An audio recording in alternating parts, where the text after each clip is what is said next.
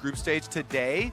His jungle pathing was very clean. He controlled so well with that Trundle pick. I myself was not a believer in the early Trundle pick, not seeing a lot of tank stats to steal on the enemy team except for that support Galio, but his pillars were extremely useful and he was able to route around that bottom side. Now, while Trundle wasn't the big pick that I was looking for TL to pop out, one of the big picks was things like the Kench and the Braum. So I'm actually very pleased to see that PvP have been paying attention and are taking away massive power picks from Core JJ. And we saw PvP do this in the play-in stage. We saw Flash Wolves do it earlier today. Teams target Core JJ. You look at the guy on the enemy team who most recently won the World Championship and you say, we should probably inhibit his ability to play League of Legends the way he wants to.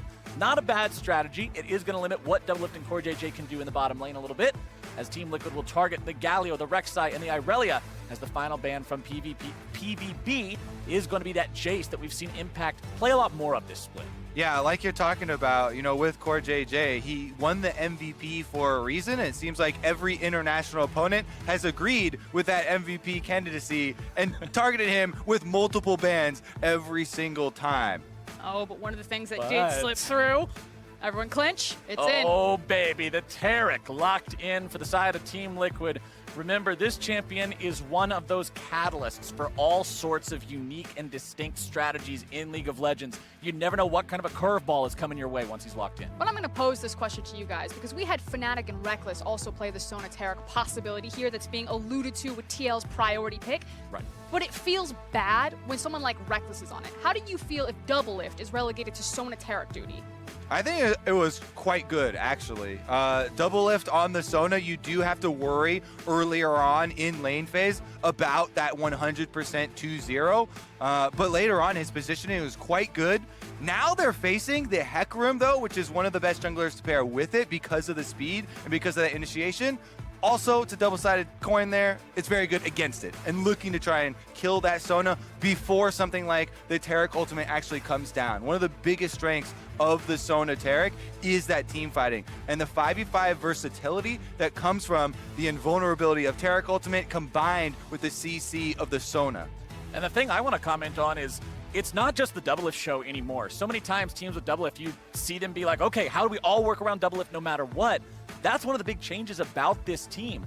When this team got criticized last year for their international performances, the two names that always came up most frequently in that criticism were Ole and Pobelter. Pobelter got replaced with Jensen, who everyone considers an upgrade, and he is one of the guys who has long been a big performer in North America. We know this guy is a talented player, and you can put Doublelift on something that feels less of that traditional carry role when you've got someone like Jensen to count on. And I do like the fact that I feel like it's giving respect to PvP, because you know that these guys want to team fight you. They tried to team fight Team Liquid, it didn't work out. They definitely team fought Vega Squadron. So you're drafting with Sona Taric what is already a very strong 5v5 composition, saying we can't change them, but we certainly can match them.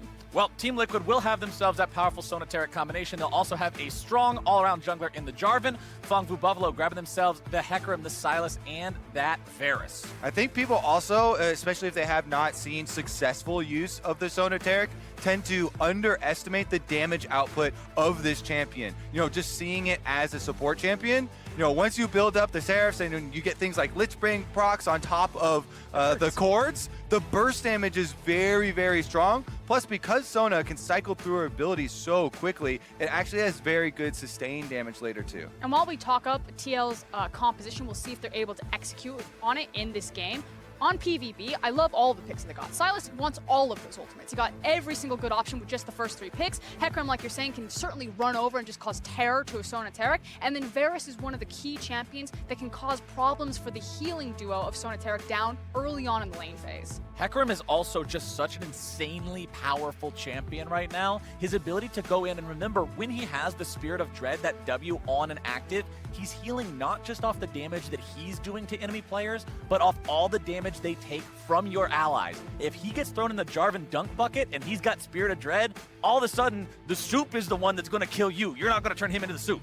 Yeah, it depends on who's got the Taric ultimate on them at that time. Because if they're invulnerable, then they won't take any damage, then you don't get the heal. But as Frost is saying, if the Sylas steals Taric ultimate, all of a sudden, they're the team fighting team that are invulnerable. And I do want to point at this pick, though. I think this might actually be a support Lux. Now, the thing is Galio, Pyke, Alistar, Braum, and Tahm Kench have all been taken off the board. And we heard these whispers. You heard in Vedius' picks to watch that he was looking for support Lux. So it's still up in the air, but Palette doesn't have a lot of options to go to. Support Lux, there's been whispers of it in pro play, whispers of it in picks to watch. Ovly, I hope you're watching from out there somewhere. We'll see if this one pops off in the bottom lane. Yeah, there are two schools of thought in trying to counter the Sona Taric. One, which I like the most and has been the most successful, I think, in what G2 showed with the Morgana Pyke, is to hold the lane and then have a roaming support that can go create plays elsewhere. Also trying to avoid having the Sona make money off of harassing you in lane by being non-interactive. The other school of thought is just kill them and try to get the kills onto the Sona because they're squishy early. Lux, as a support, one of the biggest setups is the light binding, and Varus is very good at following up on any sort of snare. All right, final pick for Phong Vu Buffalo will be the Kennen. Taking that one most likely into the top side there to deal with the Gangplank. Remember, Gangplank barrels, he has a little bit of a tough time early on against opponents that are ranged that can take those barrels out pretty easily. We'll see how that one plays out up there, as it will be Akali versus the Sylas in the mid lane. And when are people going to start banning the Gangplank away from Impact? The fact that he keeps getting it continuously in these drafts. He's a phenomenal GP player, and it fits so well with TL's MO and their playstyle, usually centered around that bottom lane. Probably will see a little bit of a slow early game for the first 15 minutes if it goes the way of Team Liquid. But Phong Vu Buffalo have been able to turn up the pace whenever they feel like it. And Phong Vu Buffalo, remember, they're playing in front of the home crowd here. We heard from Doublelift before this game started how big League of Legends is in Vietnam, how many people love it, how incredible the passion is for this game in Vietnam. And to have the opportunity and the responsibility to represent your region at the international stage like this, Phong Vu Buffalo has to be hungry to find those wins. Definitely have shown tenacity throughout all of their games this year. And we'll see if they can throw it down once more and get revenge on Team Liquid. Remember, even though Team Liquid got the 3-0 score in play-ins versus the Phong Vu Buffalo, many of those games were extremely close. Actually, every single one of them. And there was a couple of mistakes that they could clean up to turn the tides.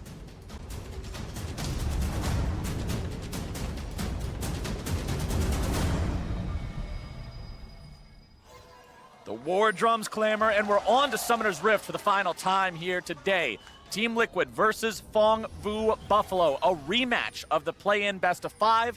The Team Liquid was able to win 3-0, but as you mentioned, Phong Vu got leads in those games. Team Liquid is a team that plays a very slow, methodical style at the start. They want to build small leads into controlled objectives as the game moves forward, but Phong Vu want to drag them into a bloodier game. Yeah, they want to drag them down into the dirt with themselves. Now, it is the Aftershock support Lux, so this is going to be a battle Lux. And to top it all off, she took the Ignite. She means business down here. So we're in the school of thought of number 2, I think, Kobe, which is just kill them. And I think that Palette has been such an exceptional player for PvB.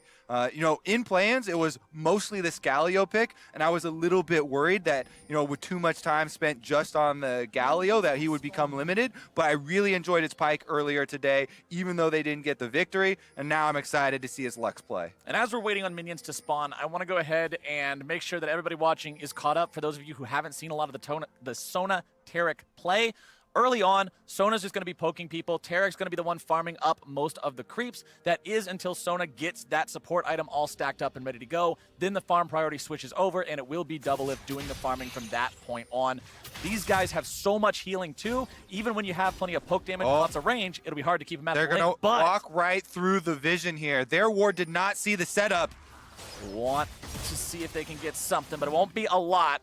No light binding at level 1. It was actually the E from Lux, which is a little suspect. It's nice in the lane phase because you get to cover more creeps and you can zone out. It feels like a much more effectively because you can space it around the lane. But I agree with you. I was expecting the light binding and like a piercing arrow to just start slamming people. Yeah, but they wanted to go for something a bit more useful throughout the traditional laning phase at level 1, so E plus E start for Fongvu. I also want to go over what Team Liquid are doing here by splitting the map, with Xmithie trying to create a line basically across Summoner's Rift and separate the top jungle from the bottom jungle. You can see him going through this invade. You are going to get a big separation, and that is going to allow them to keep the Sona Taric unhindered. They won't have a Hecarim charging through to help out with that burst damage. Xmithie steals away the blue, actually, and then leaves the jungle, so maybe they're going to have to do a little bit of extra work with some wards. Yeah, this is a great start from Xmithie. He frankly was a bit invisible the first time these teams faced, so a much better look this time around. And not only does it protect Sona Taric, but it also makes it that much more dangerous for Big Koro and Pallet to be so far forward when their jungler is not going to gain anything if they're pressured in the lane. All right, here we go. He's found that the blue has been stolen. However, not completely cleared for this blue side, so it's not going to, in fact, be the split top and bottom jungling here.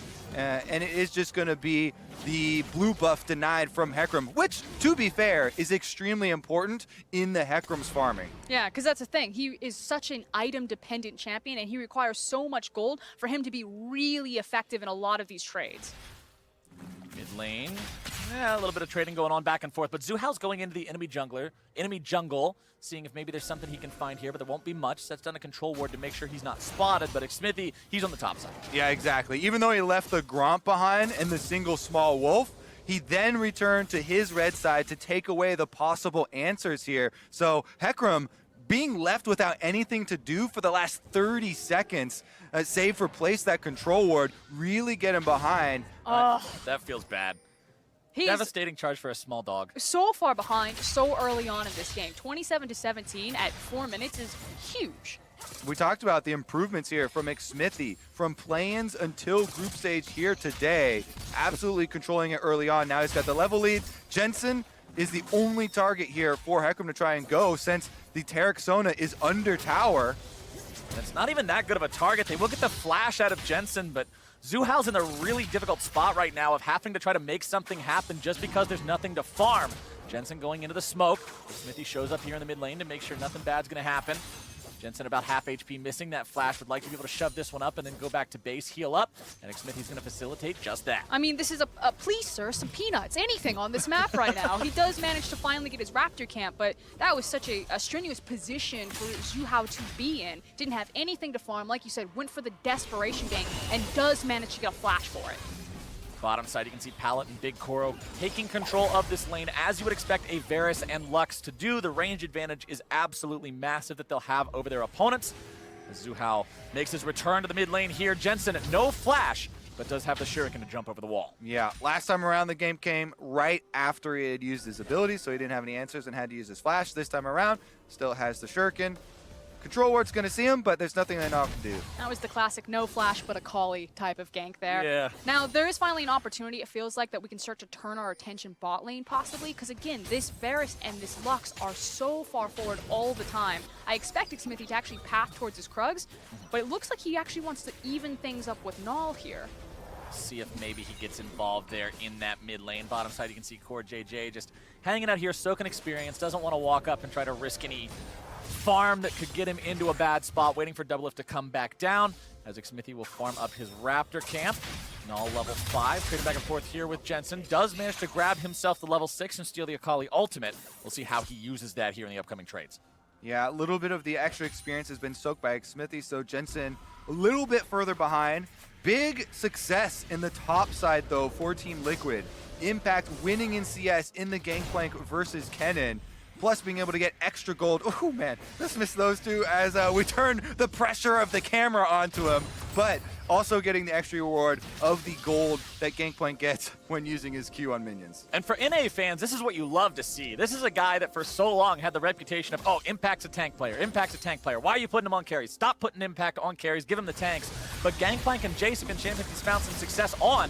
Doublelift will be forced to flash away there in the bottom side. There's that CC we were talking about coming through for Fongvu. I think it's about rewriting the perception around Impact a bit. The thing is it's not that he can't play the lane phase or he can't play the carries, but that's just not his responsibility to TL in their current formation. They need him to sacrifice advantages. He'll often group much earlier on with the team, despite what pick he is on, and play around the team's needs, rather than someone like the Shy or Wonder, which has so many resources catered to them. Yeah, I think it's just a difference of he's much better at playing weak side, whatever type of champion he's on, like you're talking about, rather than playing strong side. Because when you look for strong side players, you know, the Shy is the prototypical strong side player, right? You want to press every advantage, try and harass at every moment, and really balloon those CS leads. I love that language. I think Impact is a great weak side player, but hold on. Oh, CoreJJ keeps himself alive with the heal. The Ignite's going to keep on ticking, but the potion plus the heal keeps him alive, but it will not do the same for Doublelift.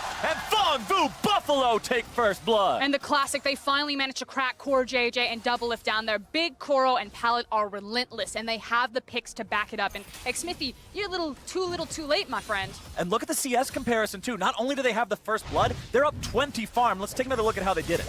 All right, so they get the initial light binding onto CoreJJ, get a lot of damage down onto him. With the double heals, he's able to flash out and stay alive, but it's literally just a mistake from Doublelift. He walks up into them to try and get some return damage, and he goes down instead. I mean, it might be one of those scenarios you're not used to facing someone like a Lux down there, and you just didn't expect the damage. I mean, he literally just walked up and got hit with the Cutlass. I mean, you get Cutlass slowed, and they shot him down from there.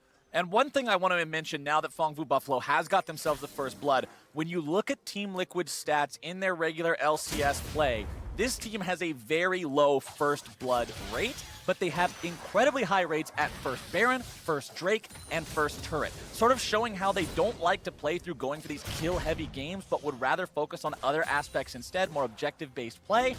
But they want to keep things slow if they can. Fongvu Buffalo has the ability, we've just been shown, to make these kills happen in a 2v2. There was no jungler assistance there, and Team Liquid must be respectful. Big jungle difference here, though. Xmithie, because of the early counter jungling, has been able to get a sizable lead, and now he is focusing the bottom side here. Once you get level 6s on the Sona Taric, the possibility of that CC completely changes the lane. But I like how Big Koro's reaction here. He's playing much further back, and he's respecting that level 6 possibility. Yeah, suddenly when you see that Sona and Taric are very happy to step forward, you need to pay respectful, but meanwhile, mid lane. Jensen looking to make the play happen. It's going to be a 2 versus 2. Null's going to be taken low, nearly getting himself bursted down, and Xmithie gets Team Liquid on the board. Yeah, Null is able to steal his ultimate right before he goes down, but then Xmithie gives him the real one, and they're able to get the actual kill there. Team Liquid tie things up here. They're still ahead about 600 gold. Xmithie moving towards the bottom lane now is going to find Big Koro and Pallet there in the lane, but considering Doublelift and CoreJJ are occupied with farm at the turret, Xmithie doesn't want to force this into a fight. That moment when you're chased off the lawn by Lux and Varus. What are you doing? Turn around. Get out of here, jungler. Feels bad considering those are normally two champions you want to engage on as the Jarvan, but you just don't have the opportunity right. But I do expect Xmithie to eventually start pathing down here, especially when the Gangplank ultimate comes back off of cooldown. But I'd like to see him path from the back of the lane, maybe walk up from his Krug camp, because one of the nice things about Taric and Sona's play pattern is they can just throw the CC directly in front of them, and Jarvan can gap close no problem. And honestly, you don't have to force down in this bottom side. If they hadn't made that mistake at their turret and died there, everything would be going just fine. Let's take another look at their all-in on Null, though. Jensen with the slick moves, able to finish it up. And Xmithie is there for the dunk to get that kill credit. I think they definitely would have liked it onto Jensen to try and complete his gunblade, but a kill's a kill, and they'll take it either way. I think it's so important to get more and more tape and more comfort of TL on picks like the Akali. Now, I don't think they have the same flexibility as someone like IG or G2 have with a lot of these picks, but the fact that something like Akali isn't falling through the draft, doesn't have priority on this team, would have been a major red flag. So props to Jensen here. And this is one of the things that I think a lot of people look at as a huge upgrade when you compare Jensen to what they had in Pobelter last year. When they came to these international events last time around, Pobelter would frequently be seen on Malzahar duty or something that's just, he's not a primary carry. But Jensen's the type of player you can trust on this Akali. You can say, hey, I know this guy's going to make something happen. Let's invest in this lane. And right now, he's making something happen in the 1v1. He's able to find the kill before Zhu Hao's able to get himself involved. The onslaught of shadows is a full retreat, and Team Liquid comes out on top. Yeah, he's making something happen all right. He's making mid-die, and they're going to gain control of the bottom side too. Xmithie going to use the Scryer's Bloom over the Ocean Drake here. Is he actually going to start it up? They have full mid control. The only contest here could come from bottom side. And remember, when you have Sona and Taric, it's so easy to get objectives without taking any damage whatsoever because of the ridiculous amount of healing these champions can give you. You can see CoreJJ just walk up, give him the Bastion shield, give him the heals coming out, bonk the thing a couple of times to get some healing charges back, and that is an easy Ocean Drake for the side of Team Liquid. And it's also so easy to leave Doublelift right now because he does have access to the Flash and the Cleanse, although, as I say that, be a little bit more respectful. You don't want to burn it straight away. But Piercing Arrow is normally a worry if it just hits you straight up like that, fully charged with nothing in the way, but this is Sona Taric, plenty of heals. Let's take another look at Jensen's outplay in the mid lane. Yeah, you've been talking about Jensen's Akali. Look at the footwork here, dodging so many skill shots. Then Xmithie comes in, they do trade ultimates with the junglers at the end, but most of it is about him on the Akali, setting up that kill. But it feels like Fangbu Buffalo are done playing around. You see Zhu Hao is now making his way down bottom, and he's probably going to start teaming up with the classic win condition for the Buffaloes, which is just a hard camp this bot lane. But you gotta remember, it's so hard to set up some kind of a dive against Sona Taric. The ability to render everyone invulnerable with the Cosmic Radiance means it has to be executed perfect. Yeah, the possibility of a counter gank is so great that the first step that PvP have to take is tracking Xmithie. And Xmithie has actually been running circles around this game so far. I think that's the biggest difference in the factor of how this game is going. 92 to 65 CS. It is astronomical right now how far ahead Xmithie is. And honestly, all of Team Liquid, except for the bottom lane, has some pretty impressive leads. Gangplank, a champion that normally you would expect to fall behind maybe a little bit against the Kennen because of the range versus melee advantage, because of the fact that Kennen can pop the barrels, is ahead. The Akali's ahead by plenty. Only the bottom lane falling behind, but it's Sona Taric. They are going to have plenty of utility to scale into these fights. I actually love this play, however, from the Buffaloes. Jensen getting himself away. Nice smoke into the Shuriken. They're recognizing that there's nothing left for them down into the bot lane. It's too hard to break Sona and Taric at this point, so let's flip it. Australian lanes. Let's pick up our bot lane, let's send him to the top lane, and start trying to apply pressure, looking for plays in the mid lane, looking for plays around Rift Herald. Well, Team Liquid already booked their ticket down under as well, because it's Impact sent into the bottom lane as the Sona Taric is going to be brought towards the top side to make sure they're ready to contest for these objectives. Impact has both teleport and ult to be able to get himself involved. Jensen going to be taken down to half HP. Hidden away in the smoke. Null looking to go even further.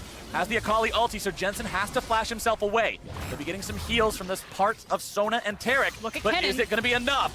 The Kennen flank could be very impactful here as Impact has made his way into the fight now with a TP as well. Rift Herald secured by the side of Fangbu Buffalo, and nobody's going to die for this one. Yeah, big pickup there for the Fangbu Buffalo. They also got the teleport out of Impact. So Gangplank, no teleport left. He does have the ultimate to try and clear some waves, but Rift Herald immediately used on mid. Yeah, it's inside track on this mid lane, as well as Xmithie late to the play because of the light binding. Fangbu Buffalo gonna take that first turret away from Team Liquid. I applauded TL's first turret stats earlier on, but Fangbu found the opportunity to really get themselves back in this game, grab that first turret money. They don't even need the plates. That's a big play for them. They got first blood, they got first turret. They're still down in gold though because of how well Team Liquid's top side of the map had been doing. And again, the Sona Taric strength comes in the team fighting phase. Comes when they get to join the rest of the squad. That's the thing. It's kind of like you're working against the clock here. So we'll hold it. Jensen. Big Koro will manage to survive. Jensen doesn't want to go any further. There's a lot of missing members from the side of PvB right now, according to Team Liquid's vision. Jensen doesn't want to overexert himself here. But I do want to go back to your point, Kobe, because I think you're absolutely right. This is a situation where probably in Contia, like, it's totally fine. You know, this is going to turn on online. We're going to have a strong 5v5, and we're just going to slowly deathball into them. This composition has great scaling potential, and this lead isn't big enough to start hitting the panic button. Impact definitely seems to be pretty comfortable here in this top side. Trinity Force completed on the GP. Null Magic Mantle in inventory working towards those Mercury Treads. Plenty of CC to want to reduce the duration of here in this game. As the Trinity Force proc means every single one of those parlays is going to be so obnoxious for Zeros to deal with. Zeros, a player who came in with very high expectations. People have very high expectations of him going into this tournament. Normally a big mover, a big shaker for the side of Fangbu Buffalo, but he's had a bit of a rough performance so far in the tournament. Yeah, I do think it has been a bit of a surprise for a lot of people, the underperformance of Zeros. It has kind of created space for other successes to emerge on their team, though, and one of the biggest ones has been the bottom lane. For me, it's also kind of been the variance in Zeros' performance. Sometimes you get those glimpses of it and you're like, okay, this is what they're talking about. This is the hard carry player. And then sometimes you just flash forward and dies as Jace and you're like, well, it's just that head scratcher moment. So I just want to see Fongvu Buffaloes kind of control some of the variance in their play, because it feels like if they can tighten up those elements, they can be a much more competitive force on this stage. And tightening up the ship is exactly what I wanted to see from this team in the play-in best of 5. They did get advantages over Team Liquid in those games. They were able to find opportunities, just like in this one, to find weaknesses in that armor, ways to really play their style. But it felt like always when the mid game would come around, Team Liquid was comfortable allowing them to make mistakes, being confident they could punish those, and not needing to go into this panic mode of, oh, force this, oh, do that, oh, we're falling behind. They seemed like they were exactly where they wanted to be. And unfortunately, I feel like that means that we need to put the magnifying glass on people like Zeros and Null, because the last time these teams met, it was those two individual members that mechanically just found these missteps at clutch moments. Also, we are approaching the time in the game where you get the completed sight stones for both Sona and Taric. If you have that many wards, it becomes very difficult to find your engages. Hecarim and Kennen both really rely on trying to find flank opportunities to make those engages happen and make those big AoE plays. If you've got double sightstones worth of wards all over the sides, then it becomes just so difficult to find your way in and get the surprise. I mean, we can't undersell the value of that either. When you look at a game of League of Legends, when you get in the super late game, things become so dangerous. Why? Because when people get full builds, you can't buy control wards anymore. Every ward means so much at the top level of play. To double the amount that your opponents can throw down is huge. And I really want to see Team Liquid use that. You can already see some wards thrown down here in the mid lane, keeping an eye on things. Some in the top side river as well. Multiple control wards on this bottom side just to make sure nothing bad happens to the split pusher for TL. Yeah, and that's the key thing. It's also affecting the split pusher. It can keep Jinsen that much more safe, especially on Akali, where he is starting to find a lot of ground to run in this matchup. I mean, there's nobody who's actually a tank on the enemy team. Assassins hate dealing with tanks because you can't assassinate them. It's like trying to punch a hole through a brick. But Jensen can punch a hole through any of these guys. All you have is damage on everyone on the enemy team. Even Hecarim these days goes for a Warrior Trinity Force style of build, and Jensen can blow him up. I'm definitely expecting a force at this Infernal Drake. Spawning now and having Impact walk over. There is a teleport available for Zeros for PvB. However, it's so difficult for them to fight the 5-on-5 right now with Core JJ and Double if grouped up ultimates available. This is definitely going to be a show, ladies and gentlemen. Team Liquid starting up the Infernal Drake. Already have it down to about 1/3 HP, and it looks like Fongvu Buffalo will not bother contesting. They do not want to risk the entire game on this Infernal Drake. And this is a dream come true, not just because it's Infernal, but the fact that you have a dragon that was trying to lure them into a fight, because TL know if PvB take this, we're just going to smash them. So the more welcome these Drakes are, the more high prize these Drakes are, the better that TL will do. They don't have a traditional ADC. It's still difficult to siege towers, so they want to fight around these Colosseum, these monster objectives. Then, because they know that PvP are not going to take that fight, they are able to use the Gangplank ultimate to clear the minion wave on top side, so they don't give up the top turret in exchange for the Infernal Drake, and they're able to use their resources to allocate both objectives. I'm really looking at Fongvu Buffalo to find some kind of that huge flank that you were talking about when you mentioned the vision. It's got to be a Hecarim charge into multiple people with a Kennen coming in from the side as well, because trying to fight just straight up everybody run into each other, it's the Dothraki running into the dark. It also feels like it would have to be kind of just as PvP came off of the spawn, because they need to have, you know, fresh sweepers, fresh control wards, and just cleared out the vision or exhausted the vision from TL, and then try to find that small pocket, that small moment that they could look for a sucker punch there. If we find these situations where we're doing a massive Baron dance or everything's very drawn out, PvP probably haven't cleared all of the vision or don't have the resources necessary. Well, PvP are making a play here into the top side onto Impact. 4 versus 1. Not enough oranges to eat to get out of that one. And that's their second kill of the game. And look at the runway they created for themselves to do that. There's so many control wards littered all throughout that jungle. Yeah, really nice surprise attack there from PvP that is going to get them a kill plus an objective. So super high value there because they get the turret afterwards. Always what you want to consider when you're investing so many resources into making a play in a game of League of Legends. If you're doing all that for just a kill, great. You got 300 gold. Divide that among everybody's time. That's 75 gold a person. Fantastic. You got a ward each. But when you get the turret on top of it, you get the map control, everything else compiled and compounded into that, those are the kinds of plays that I really want to see these teams making. And that's why I like watching Fangbu Buffalo, why I think that this team has shown progress from what we've seen from emerging regions in the past, and even the other emerging regions that participated in this year's play-ins. Vietnam has been a standout among emerging regions. I mean, when you look at this squad, they have managed to send, this region I should say, they have managed to send 3 different teams to the main stage. Gigabyte Marines, EVOS, and Fangbu Buffalo have all been a part of taking that next step, and I think it's showing by recognizing what kind of plays they need to make. And it's also the evolution of playing a standard form of League of Legends. This is no longer the days of Gigabyte Marines just using cheese to kind of scrape out these victories. They're trying to go toe-to-toe with TL, playing fundamentals. Are you trying to tell me that level 6 Nocturne at 4 minutes isn't fundamental League of Legends? I You don't have know Mordekaiser in there too. what games you're playing, but no. They were the faceless before we even knew what the faceless were. Yeah, these guys, the Gigabyte Marines were that's the Giga faceless. That's the ultimate aspiration of all those players. But next Drake, this game is going to be live here in about 2 minutes. Baron is on the table, and PvB are in the Team Liquid jungle, trying to set down some control wards. You can see so much control for this team over the entirety of mid lane. They feel like a wolf pack right now. They're like hunting around. They look at impact. They look back towards the mid lane. They are just itching to pull that trigger. Well, we saw what Team Liquid did to Wolves earlier today. We'll hope that the Buffaloes do not meet the same fate. At least their hometown fans hope that. Impact not in the top side anymore, farming up the bottom, but Jensen could be the target here. We'll see if PvB are able to find the collapse. Null does have the Akali assassination available. Stole that ult away.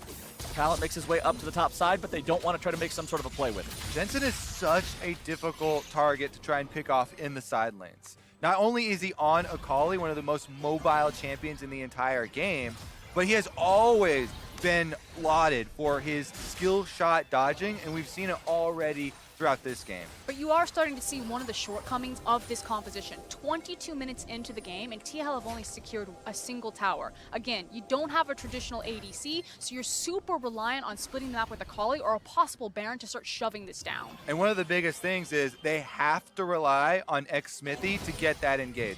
If he doesn't force the good engage on someone without a flash, who just flashes away from the Cataclysm, then you're not guaranteed to get value out of your Taric ultimate. You have to be able to make use of that timing window. Problem is, everybody on PvP currently has the flash ready to go, except for the horse, of course, which does not have the flash, but Onslaught of Shadows will facilitate an escape if necessary. Team Liquid trying to clear out some of the vision here, put down some of their own as they move forward and prep for this ocean break. This feels like a situation where TL are gonna, kind of eye up their opponent. Maybe they find a pick, maybe they go for it very quickly, but otherwise they are happy to just try to allocate farm, particularly on double. If Sona needs kind of one more completed item before her damage really starts taking off, and once they have that, they're gonna feel much more confident just walking into Baron. xSmithy over the wall, drops the Cataclysm. Pallet gonna be flashing away from that one. xSmithy going into the stopwatch, keeping himself alive. Cosmic Radiance comes down. Jensen into the back line. Unstoppable Onslaught gets away, but only for a moment. Jensen's able to grab one as Zeros comes around from the side, looking to find the return kill on him. Instead, gonna be taken low, taken down. A double kill over to Team Liquid's mid laner. They're able to get that re-engage. You can see they flash out of the Cataclysm, but Jensen follows it. Now they're going back in. It's not over. Doublelift grabs himself the stun, and that is going to be another dead Buffalo. Null falls, and Team Liquid get 3 for 0. Now they've got the chance to make something happen, and the call is Baron. Yeah, immediately walking over to the Baron. It's just the poke damage left from Pallet and Big Cora. Now the Lux ultimate is available there, but they don't have vision on the Baron to start.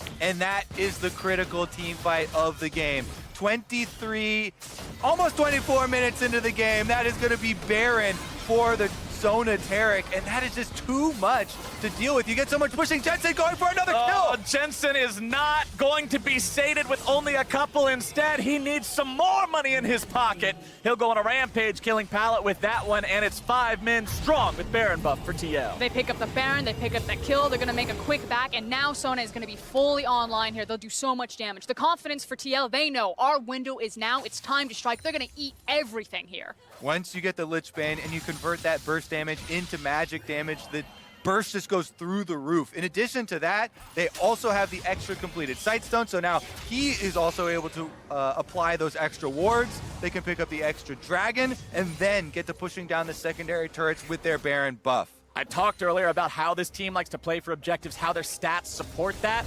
Those stats also include an average of a plus over 4,000 gold Baron power play. When you see Team Liquid take this objective, you expect to see multiple of these bowling pins just get knocked over across the map, and that's what I'm looking for now. Doublelift with the Lich Bane, hanging out there in mid lane with CoreJJ nearby. Impact going to be pushing up here in the bottom side, level 15 on this Gangplank. Xmithie going to start things off here onto Zhu Hao. Onslaught of Shadows not going to be used just yet. Now, counter-initiating. Xmithie in some trouble. 1 versus 4. No stopwatch available, but he's got the backup coming in from Doublelift, who's going to be taken very low. Big Koro going on a killing spree, finding the kill down onto Xmithie. Impact's able to find himself one onto Zeros.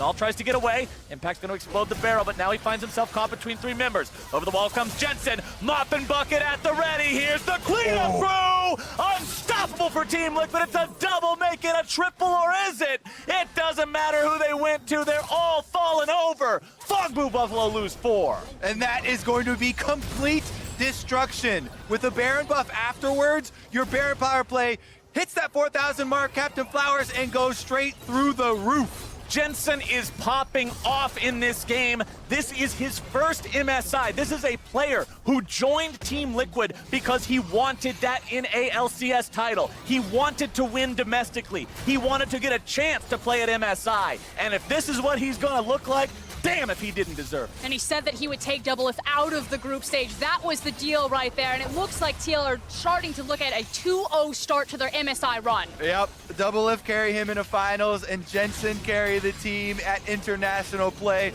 True to his word, doing that on the Akali right now. And they leave the base open after taking the inhibitor tower and heavily damaging the bottom one there. Team Liquid do get the reset, and Xmithie trying to pick up the Draken on the back half. And I just love what Jensen brings to this team, because you look at TL and it feels like they're a 1-4, a 5v5 oriented team, and they're in a tournament that is stacked with 1-3-1 playstyles. But if he keeps putting up performances like this Akali, suddenly TL can start to match that 1-3-1. Suddenly they have another weapon in their arsenal to make them a threat at this MSI.